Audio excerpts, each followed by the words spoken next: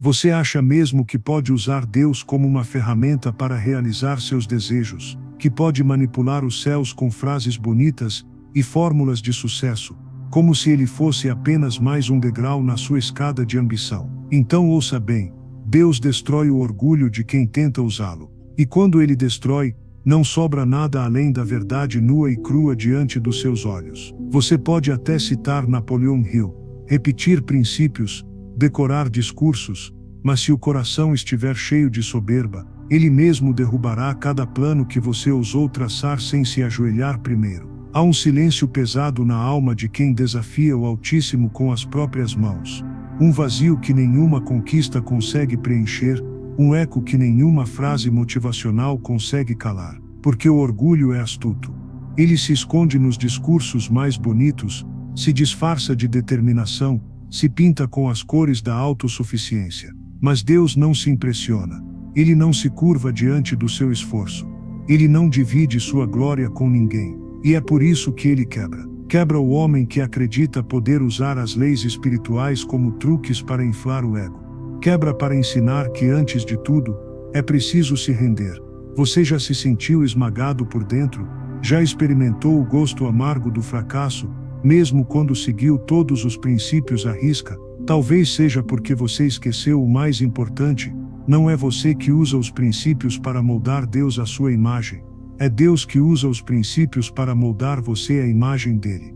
E para isso, ele precisa quebrar. A queda dói, porque não é apenas a falência dos seus métodos.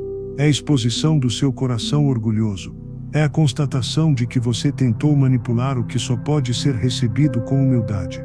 É o momento em que, finalmente, você admite: eu não sou suficiente. E é exatamente aí que ele começa. O mundo aplaude a força, a estratégia, a ambição. Mas Deus não. Ele resiste aos soberbos. Ele desmonta os planos de quem tenta se sentar em seu trono. E ainda assim, ele não faz isso para destruir você, faz para libertar você. Porque enquanto você tentar usar suas leis para sua própria glória, você permanecerá preso ao pior dos cárceres, o da ilusão de controle. Talvez você esteja nesse ponto agora. Talvez tudo que você construiu esteja ruindo. Talvez você esteja sentado em meio aos escombros do que um dia chamou de sucesso sem entender por que tudo desabou. Mas eu vou te dizer, não é o fim. É o começo. Deus não está castigando você, está revelando você. Porque antes de colocar uma coroa sobre sua cabeça, ele precisa arrancar o orgulho do seu peito. E isso não acontece com técnicas de visualização nem com afirmações no espelho. Acontece no chão, com o rosto no pó, com lágrimas sinceras e um coração despido de pretensões. É nesse lugar que ele te encontra. E é nesse lugar que você descobre que não precisa provar nada, nem para os outros, nem para você mesmo. Porque no final das contas, não são os livros que te salvam, não são as frases que te sustentam. É a graça. É o favor imerecido que só alcança quem para de lutar contra ele e decide se entregar por inteiro. Então respire fundo. Aceite a queda. Não tente disfarçar a dor, nem esconder a vergonha. O orgulho está sendo arrancado. E isso é bom, porque só quando ele esvazia você de si mesmo, é que ele pode encher você dele. E meu amigo, não há glória maior do que essa. Hoje você tem uma escolha: continuar tentando manipular o céu com suas fórmulas, ou se ajoelhar diante do trono e dizer: faz em mim a tua vontade. Porque só quem se rende pode ser levantado por ele. Só quem morre para o próprio ego, pode viver para um propósito maior. Lembre-se, Deus não precisa da sua força. Ele precisa da sua rendição. Ele não quer a sua performance. Ele quer o seu coração. E ele não é domesticado por fórmulas. Ele é Deus. E ele continua derrubando os orgulhosos para que os humildes possam ser erguidos. Então, não lute contra o processo. Só fuja da queda. Porque no final, você vai entender: ele não te quebrou para te destruir. Ele te quebrou para te salvar. E talvez agora você esteja sentindo o coração mais leve, mas também mais confuso. É natural. Quando Deus quebra o orgulho, ele também desmascara nossas intenções mais profundas. Ele expõe aquilo que você tentou esconder até de si mesmo, que os seus maiores sonhos talvez nunca tenham sido sobre ele, mas sobre você. E isso dói. Porque não há nada mais difícil do que admitir que, no fundo, você queria usar Deus como um meio para conquistar um fim. Que sua busca por sucesso, riqueza e reconhecimento sempre teve um nome secreto: vaidade. Mas aqui está uma verdade que poucos têm coragem de dizer: o desejo em si não é errado. O desejo é o motor do ser humano. O problema não está em desejar algo grande para a sua vida, mas em esquecer para quem tudo isso deveria apontar. O próprio Deus colocou em você a centelha do desejo, porque ele sabia que sem ela você se tornaria apático, estagnado, sem direção. Mas o desejo sem propósito divino se torna uma prisão. Ele se transforma numa sede que nunca se sacia, por mais que você beba. E é por isso que, quando você tenta alcançar o céu apenas para conquistar a terra, o céu permanece em silêncio. Deus não rejeita o desejo. Ele apenas o purifica. Ele o redefine. Ele o devolve a você limpo do orgulho, livre das motivações egoístas, para que você possa querer, mas querer pelas razões certas. Por isso, não reprima os sonhos que Ele mesmo plantou em você. Sonhar é parte de quem você é, mas sonhar para a sua glória é o que transforma a jornada em algo eterno. Quando você sonha para si mesmo, cada obstáculo vira um pesadelo. Mas quando você sonha para Ele, cada obstáculo vira um degrau. É por isso que Jesus disse: buscai primeiro o reino de Deus e a sua justiça, e todas estas coisas vos serão acrescentadas. Seus irmãos o jogaram num buraco, ele foi vendido como escravo, preso injustamente e esquecido. Mas José não abandonou o desejo que Deus havia colocado em seu coração, apenas deixou que Deus o limpasse de toda a presunção. E quando chegou o tempo certo, ele não apenas foi exaltado, mas também estava pronto para usar o poder não para si, mas para salvar uma nação inteira. Agora é a sua vez de fazer as pazes com os seus desejos. Não os enterre em vergonha, mas também não os transforme em ídolos. Traga-os diante de Deus e diga: purifica-me. Ensina-me a desejar o que te alegra. Faz do meu sonho uma extensão do teu propósito.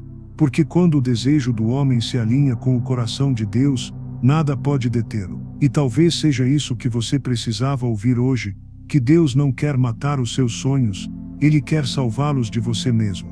Ele quer transformá-los em algo tão grandioso, que você vai olhar para trás e perceber que o que você queria era tão pequeno diante do que Ele tinha planejado. Se você chegou até aqui, é porque algo dentro de você já começou a despertar.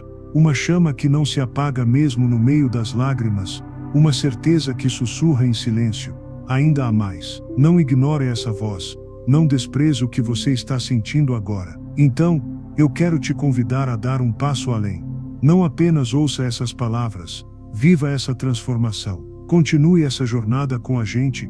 Inscreva-se aqui no canal para não caminhar sozinho. Cada vídeo é uma nova fagulha para manter essa chama acesa em você, para te lembrar que o desejo pode ser santo quando nasce num coração humilde.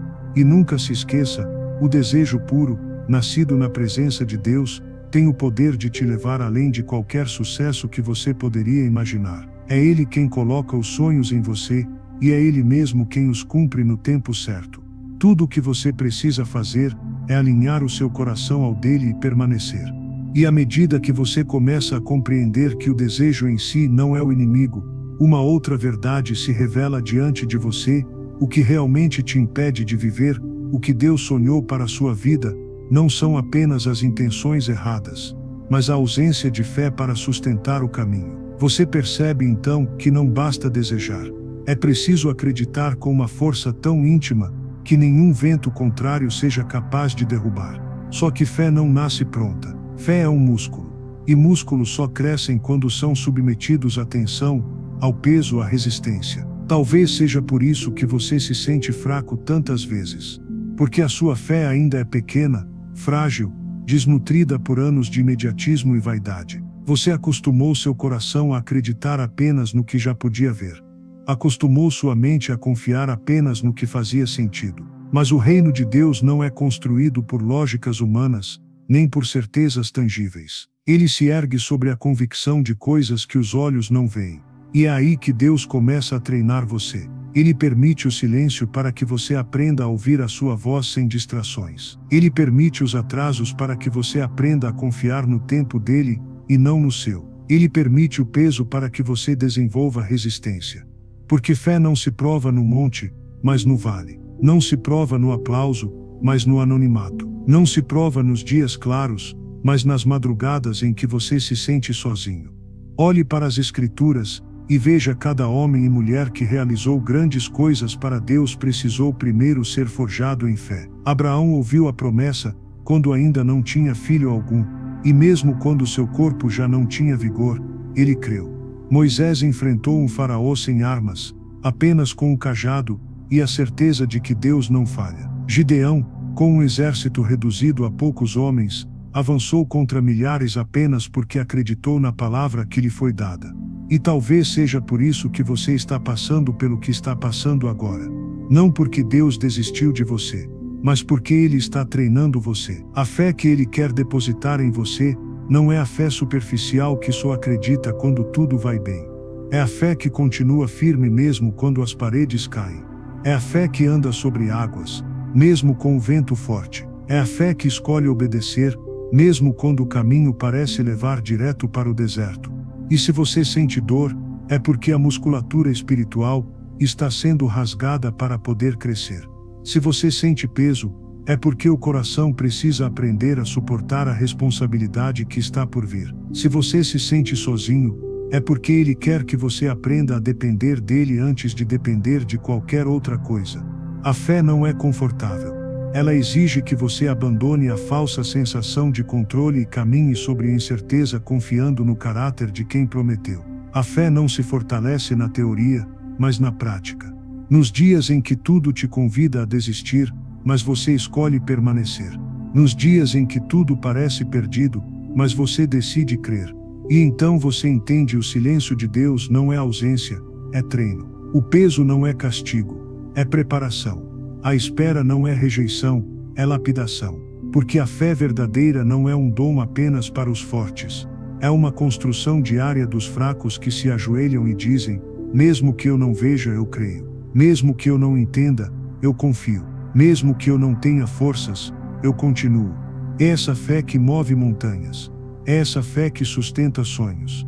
É essa fé que transforma desejos egoístas em missões divinas. Porque só quando você aprende a acreditar naquilo que ainda não se realizou, é que você se torna digno de viver a promessa. Só quando o músculo da fé é forte o suficiente para carregar o que vem, é que Deus deposita em suas mãos aquilo que Ele já preparou para você. E no fundo, talvez você já saiba disso. Talvez mesmo com o coração cansado e as mãos trêmulas, algo dentro de você insista em acreditar. Uma pequena chama que não se apaga, não importa o quanto os ventos soprem. Essa chama é a evidência de que Deus ainda está trabalhando, de que a história não acabou, de que Ele não desistiu. E por mais que hoje doa, por mais que hoje pareça impossível, o que Ele prometeu ainda está de pé. Então continue. Não importa o quão difícil seja. Continue acreditando mesmo quando o mundo disser que é loucura. Continue caminhando mesmo quando os pés sangrarem. Porque cada passo, cada lágrima, cada oração silenciosa está fortalecendo o músculo da sua fé para que você esteja pronto para carregar a glória que Ele separou para você. E com o músculo da fé, sendo trabalhado nas dores que você enfrenta, surge outra lição que não pode ser ignorada. A mente precisa ser reprogramada para acompanhar o coração. Porque de que adianta ter fé para crer em Deus, se a sua mente continua repetindo as mentiras que o orgulho plantou? De que adianta acreditar em promessas, se os seus pensamentos continuam sabotando cada passo, dizendo que você não é digno, que não vai conseguir, que não é suficiente? A verdade é que a fé sem uma mente renovada vive em conflito consigo mesma. É como tentar correr para frente enquanto uma corda invisível te puxa para trás. Por isso, Deus, além de treinar o seu coração para acreditar, começa a treinar sua mente para pensar como Ele pensa. Você precisa entender que sua mente não é neutra. Ela é um campo de batalha. Os pensamentos que você alimenta hoje vão se tornar as atitudes que você tomará amanhã. E é exatamente por isso que as Escrituras nos dizem para sermos transformados pela renovação do nosso entendimento. Porque se você continuar pensando como pensava antes da dor, vai acabar voltando para o mesmo orgulho que Deus está tentando arrancar. E reprogramar a mente não é fácil. não acontece em um instante, mas numa disciplina diária. É quando você decide trocar cada pensamento de derrota por uma declaração de promessa. Quando você aprende a identificar as vozes da mentira e escolhe, conscientemente, silenciá-las com a verdade de Deus. Por exemplo, a mentira diz que você está sozinho, mas a verdade diz: eis que estou convosco todos os dias. A mentira diz que você não é suficiente, mas a verdade diz: minha graça te basta. A mentira diz que você perdeu tudo, mas a verdade diz: eu restituirei os anos que foram consumidos. Esses pensamentos precisam ser repetidos. Não uma vez, mas todos os dias, até se tornarem raízes na sua mente, porque é assim que Deus faz. Ele planta a semente, e aos poucos, a mente vai deixando de ser um terreno estéril, para se tornar um jardim cultivado por suas mãos. E sim, haverá resistência. Porque o orgulho não quer ceder. Porque sua carne ainda vai tentar convencer você de que precisa provar algo para os outros, que precisa ser visto, elogiado, admirado. Mas quanto mais você enche a mente da palavra, mais ela aprende a recusar o veneno do orgulho e a se alimentar da humildade. Reprogramar a mente também exige que você se afaste de velhos padrões, velhos ambientes, velhas conversas. Não dá para encher o coração de fé e manter a mente mergulhada naquilo que só semeia medo e vaidade. É preciso ser intencional, escolher o que ouvir, o que assistir, com quem caminhar, porque no final, você é fruto das vozes que decide acreditar. E não se engane, ninguém vai fazer isso por você. Essa responsabilidade é sua. A reprogramação não depende de um milagre que cai do céu, mas de pequenas decisões, feitas todos os dias, com disciplina e esperança. É quando você acorda e decide: hoje, vou me alimentar de pensamentos que edificam. Hoje, vou recusar as mentiras que me prendem. Hoje, vou declarar que não sou mais escravo do medo nem servo do orgulho. E com o tempo, você vai perceber que sua mente já não corre para o pessimismo como antes. Que seus pensamentos já não são tão rápidos para julgar, para criticar, para se comparar. Aos poucos, eles começam a refletir a mente de Cristo. Uma mente de paz, de humildade, de propósito. E isso não é só transformação interior. Isso é preparação para o que vem. Porque o homem que Deus quer usar não pode carregar pensamentos contaminados. A mente precisa ser purificada para que a missão seja clara.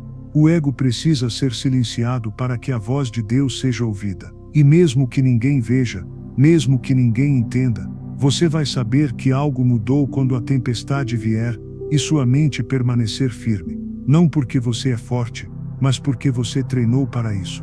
Porque você se rendeu ao processo. Porque você deixou que Deus reconstruísse sua maneira de pensar, tijolo por tijolo. Então, não subestime o poder desse trabalho diário. Continue nessa jornada. E se essa mensagem já falou com você até aqui, se ela está ajudando a renovar sua mente e fortalecer sua fé, já deixe o seu curtir como um sinal, uma pequena marca de que você escolhe permanecer. Porque cada gesto, cada escolha, cada pensamento alinhado à vontade de Deus te aproxima mais do propósito para o qual você foi chamado. E Ele não para a obra enquanto não estiver completa.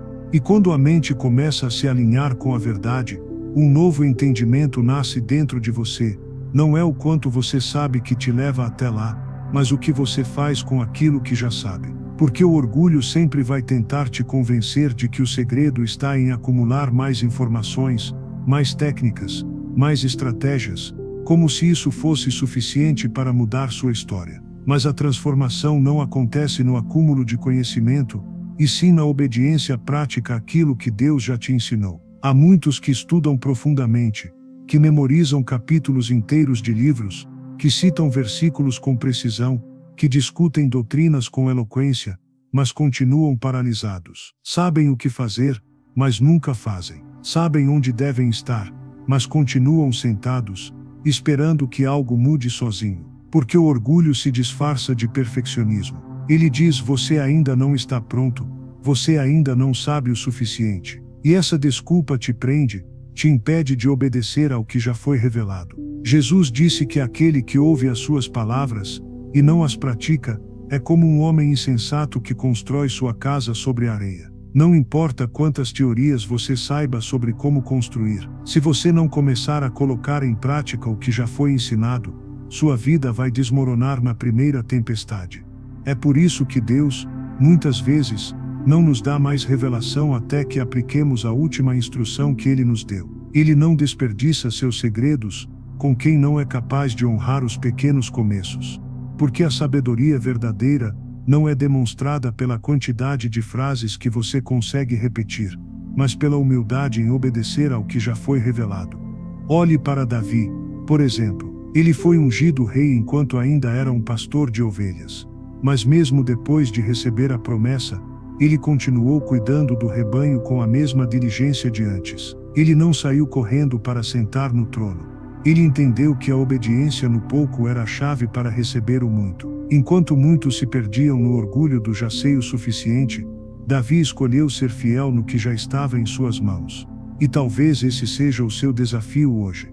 Você já sabe o suficiente para dar o próximo passo. Já ouviu a palavra, já foi confrontado, já entendeu o que precisa deixar para trás, o que precisa mudar, mas continua adiando. Continua buscando mais explicações, mais garantias, mais segurança.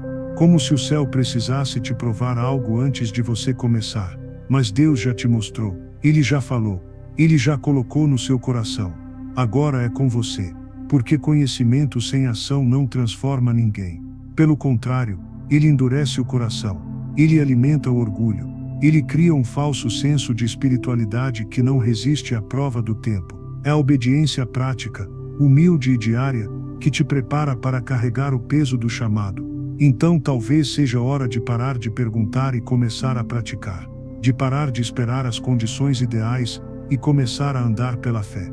Não importa se você ainda não se sente pronto. Não importa se você acha que ainda falta alguma coisa. O que importa é que Deus escolheu agir através de você assim mesmo incompleto, frágil, em construção.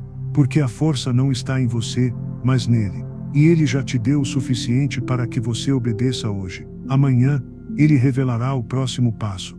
Depois de amanhã, o outro. Mas se você não obedecer no pouco, nunca verá o muito.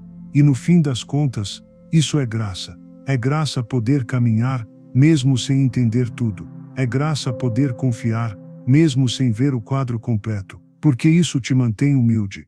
Isso te lembra, todos os dias, que você não está aqui para impressionar ninguém, mas para obedecer àquele que te chamou. E à medida que você obedece, um passo de cada vez, você vai perceber que não precisava de mais conhecimento, nem de mais garantias. Você só precisava de coragem para colocar em prática o que já sabia. E é assim que Deus constrói em você uma vida que resiste às tempestades, não nas grandes teorias, mas na simples prática de cada palavra que Ele já te deu.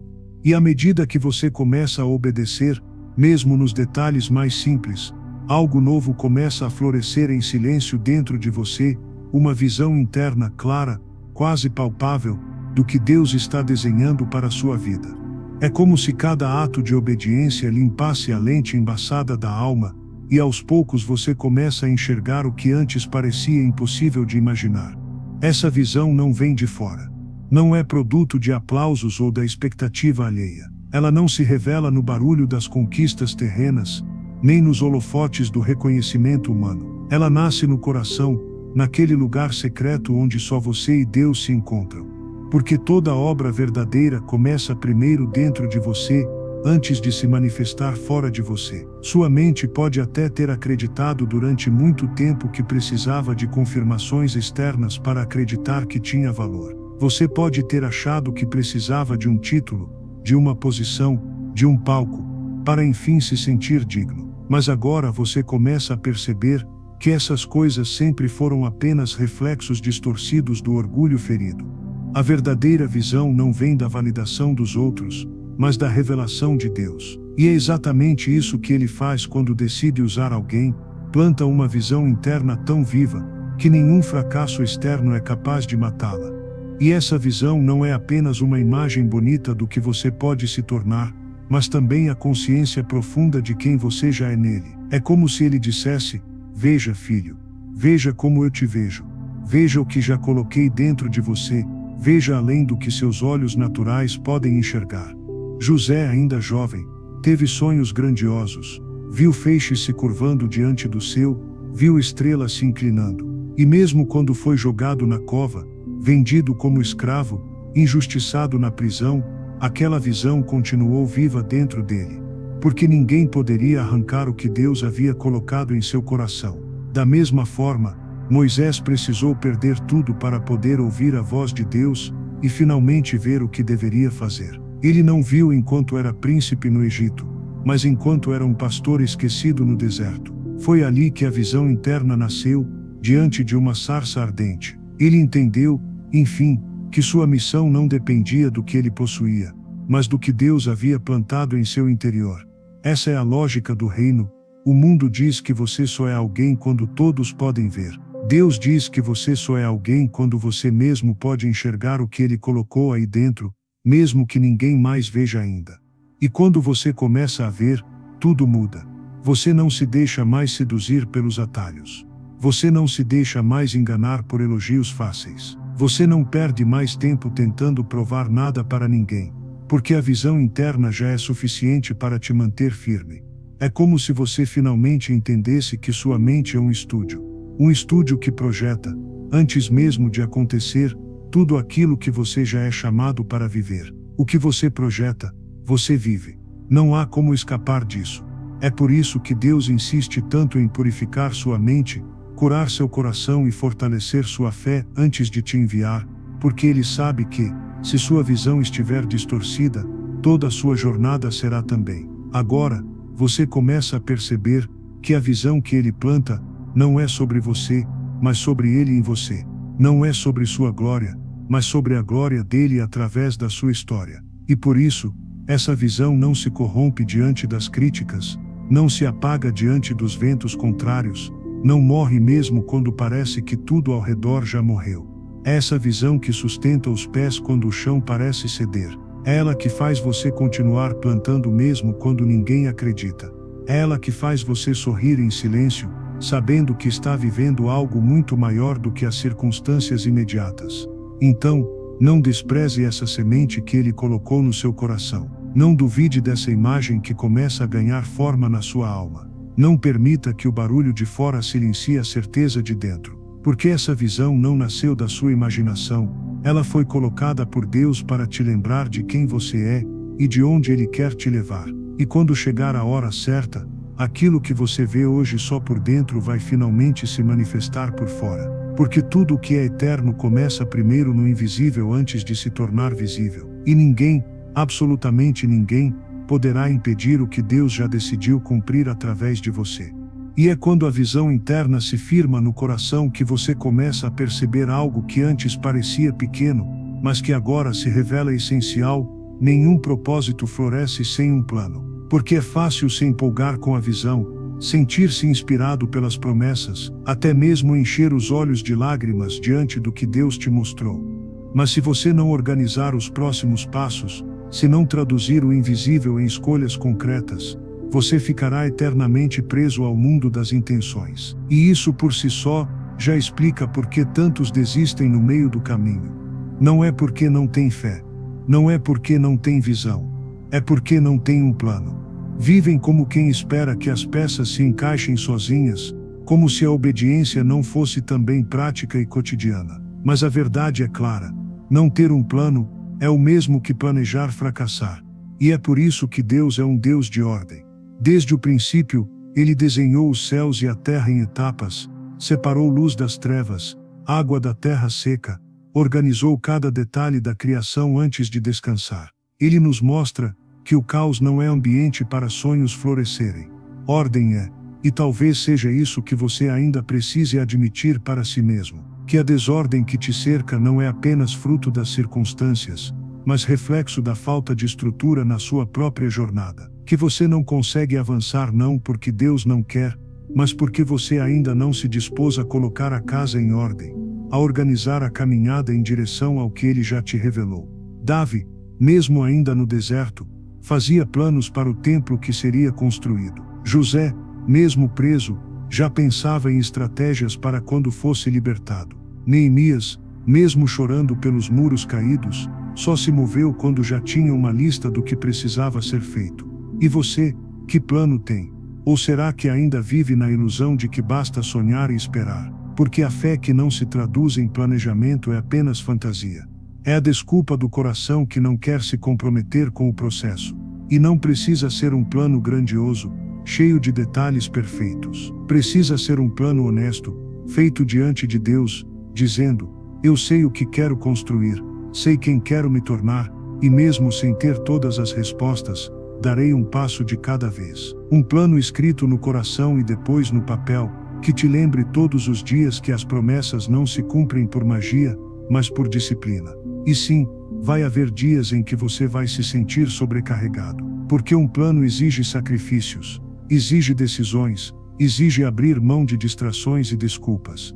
Mas é nesse processo que você vai perceber a força que já está em você. É nesse processo que você vai começar a ver pequenos frutos surgindo, como sinais de que a visão não era um sonho vão, mas um chamado verdadeiro. E talvez seja justamente agora, enquanto essas palavras ecoam aí dentro, que você esteja começando a enxergar com mais clareza a necessidade de organizar a caminhada. Talvez até já saiba por onde começar, mas nunca teve coragem de assumir isso para você mesmo.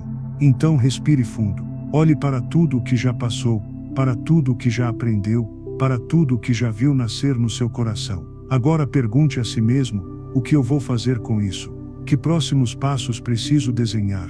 Por onde devo começar? E se esse questionamento já está se formando em você agora, compartilhe. Não guarde só para si o que está sentindo. Deixe um comentário, divida suas próprias descobertas e decisões. Porque às vezes falar em voz alta, escrever, expressar, é o primeiro passo para colocar ordem no que antes parecia caótico.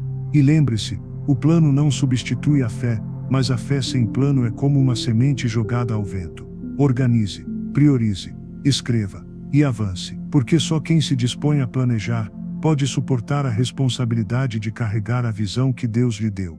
E conforme você começa a organizar sua jornada e dar forma ao plano que Deus tem colocado em seu coração, outra lição, talvez a mais difícil até agora, se apresenta diante de você: a coragem de decidir. Porque não adianta ter visão, não adianta ter fé, não adianta ter um plano bem estruturado, se você não tiver a ousadia de escolher, de se posicionar e de agir, sem olhar para trás. É nesse ponto que muitos tropeçam. Porque decidir exige enfrentar a dúvida, a possibilidade do erro, o medo de perder.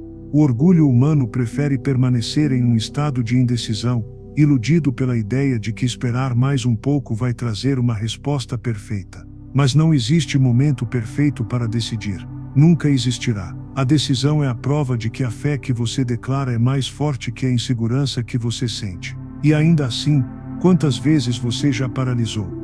Quantas vezes ficou preso ao "e se", permitindo que a hesitação corroesse sua confiança, como ferrugem em um ferro já frágil? Porque a indecisão é isso, um devorador silencioso, que rouba não só oportunidades, mas também a paz. Você já percebeu como a dúvida não apenas atrasa, mas também enfraquece?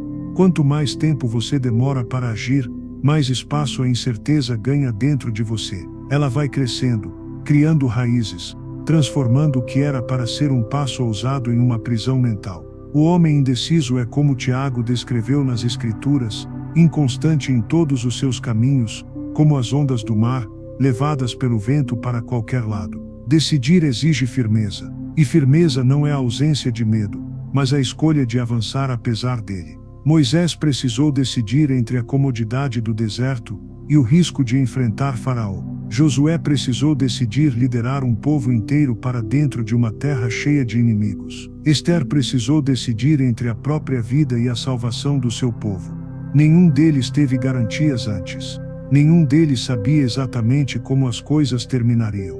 Mas todos sabiam que não escolher era o mesmo que negar o próprio chamado. E talvez seja isso que você precisa ouvir agora: não decidir é em si uma decisão, e geralmente a pior delas. Porque é a decisão de permanecer no mesmo lugar, estagnado, permitindo que o medo dite as regras do seu destino. O orgulho também se infiltra aqui. Ele te faz acreditar que adiar é sinal de sabedoria, que esperar indefinidamente é prova de prudência. Mas na verdade, muitas vezes é apenas covardia disfarçada. É a tentativa de proteger sua imagem, de evitar fracassos visíveis, de escapar das críticas. Mas ninguém que foi chamado para grandes coisas conseguiu chegar lá sem antes escolher, ainda que com as mãos trêmulas. Decidir é um ato de humildade, porque exige reconhecer que você não tem todas as respostas, mas mesmo assim confia. Exige reconhecer que, se errar, Deus é capaz de corrigir a rota. Exige aceitar que a sua parte é dar o passo, enquanto a dele é sustentar o caminho. Então você começa a entender que hesitar demais não só atrapalha a caminhada, mas também ofende a fidelidade de quem te enviou. Porque no fundo, a indecisão é uma forma de dizer: Deus, eu não confio totalmente em ti para me guiar depois que eu começar. E não se engane, a vida é feita de portas que não ficam abertas para sempre.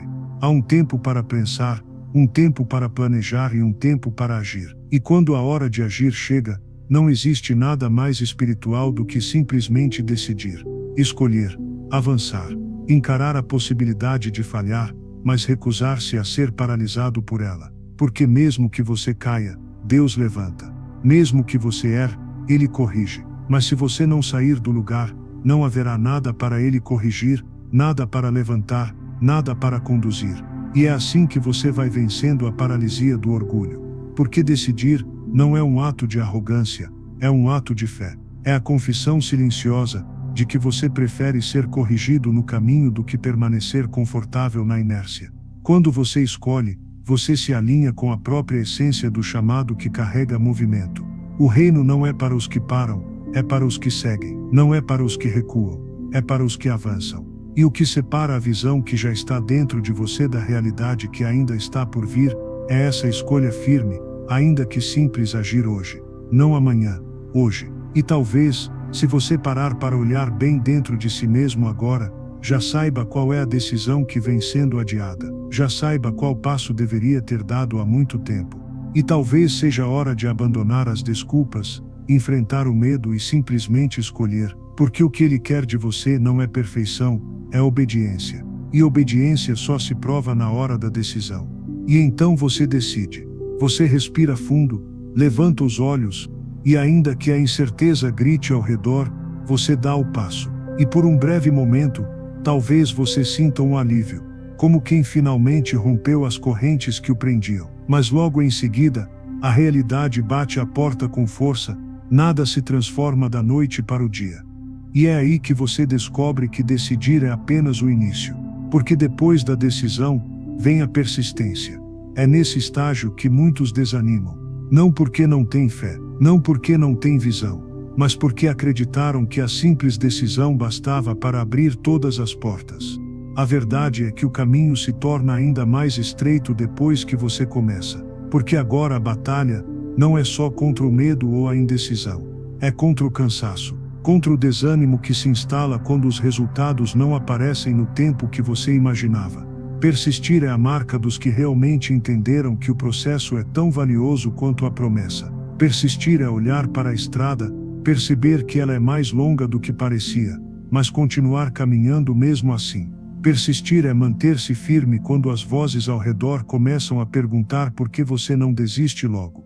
Talvez você já tenha sentido isso. Talvez você esteja sentindo agora um aperto no peito, uma sensação de que nada está funcionando, de que talvez tenha sido tolice ter acreditado tanto, porque os frutos ainda não vieram, os obstáculos não se moveram, a dor continua latejando no fundo da alma. E é exatamente nesse lugar que Deus molda guerreiros. Porque persistir quando tudo dá certo é fácil, persistir quando o vento sopra a favor é simples. Mas permanecer quando tudo parece dar errado é o que separa os que apenas começaram dos que chegam até o fim. José persistiu mesmo quando esquecido por anos na prisão. Davi persistiu mesmo fugindo, mesmo escondido em cavernas, mesmo injustiçado. Paulo persistiu mesmo após ser açoitado, preso, rejeitado, traído. Eles não eram super-humanos, não eram feitos de ferro. Eles também choraram, também duvidaram, também pensaram em desistir. Mas cada vez que a dor os empurrava para o chão,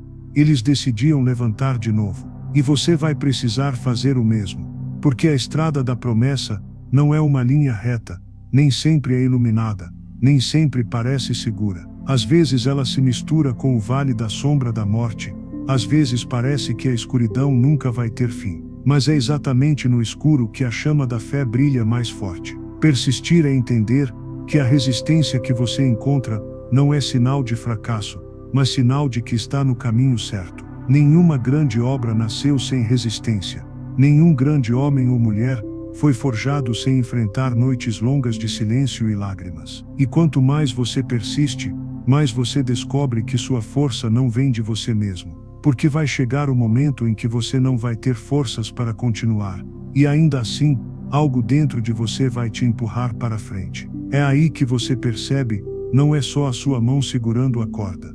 É a mão de Deus segurando você.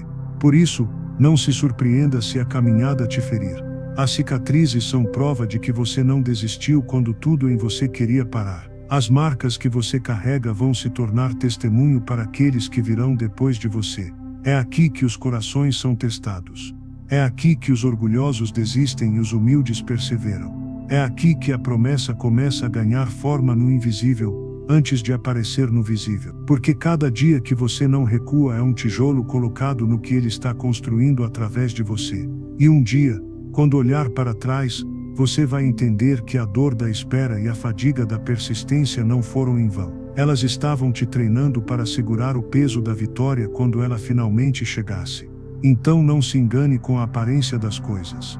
Mesmo que pareça que nada está mudando, mesmo que pareça que nada está acontecendo, algo está se movendo dentro de você. Você está sendo fortalecido, você está sendo moldado, você está sendo preparado. Persistir não é para os fracos, mas também não é para os fortes no sentido humano. Persistir é para aqueles que já entenderam que não precisam ser fortes sozinhos. É para aqueles que descobriram que mesmo quando caem, a graça os levanta.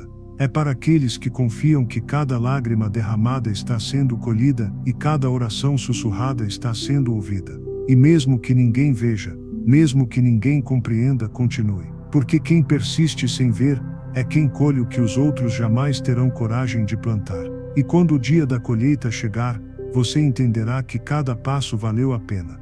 E quando você persiste, dia após dia, mesmo com as forças se esgotando e as lágrimas queimando os olhos, algo extraordinário começa a acontecer.